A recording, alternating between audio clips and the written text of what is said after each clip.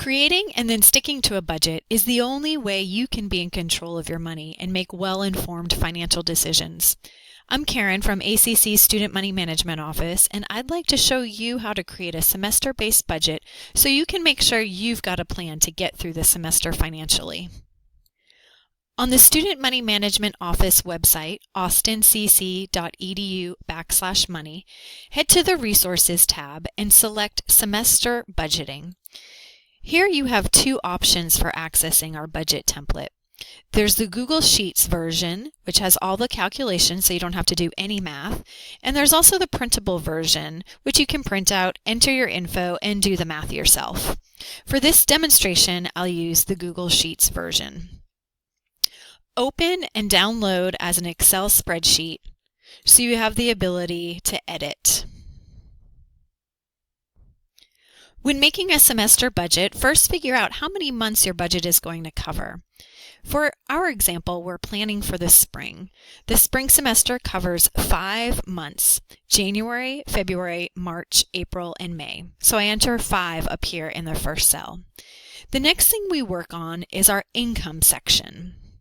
For this example, I'll use a part-time student who is also working part-time.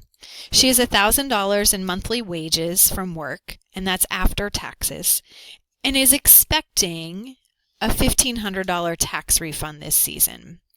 She receives financial aid, and looking at her award letter, she's expecting $1,400 in a federal Pell Grant, that's money she does not need to repay, and $684 in the Texas Educational Opportunity Grant. She's never applied for scholarships. Next, we complete the semester expenses section. And then we move along to completing the monthly expenses section.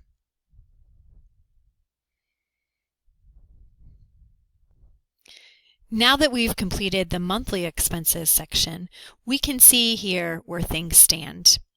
So she has $8,584 coming in during the semester, but $10,815 going out. So we've got a gap here. The first thing to do is figure out where you can realistically reduce expenses.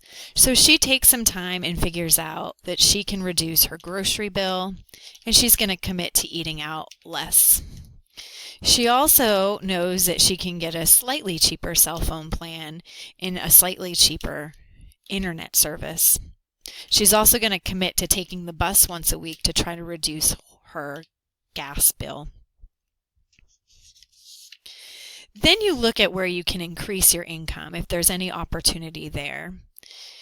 She needs to keep her work hours the same because she needs to allocate adequate time for studying. She hasn't ever applied for scholarships, and unfortunately it's too late to do so for the spring, but now she's going to plan on it for the fall so she doesn't have to have such a gap. Many fall scholarships are due April 1st, so the time to get her started on those scholarship applications is now. All right, so after she's taken the time to reduce her expenses, she knows exactly how much money she needs to make it through the semester. And at this point, she may consider taking out federal student loans. She's only going to take out how much she needs and not just take out how much is offered to her. So to make up this difference of $856, she's going to take out a federal loan. And with that, her budget is in line. So now that she has a plan, and for that student loan that she took out, she has a clear plan for that money.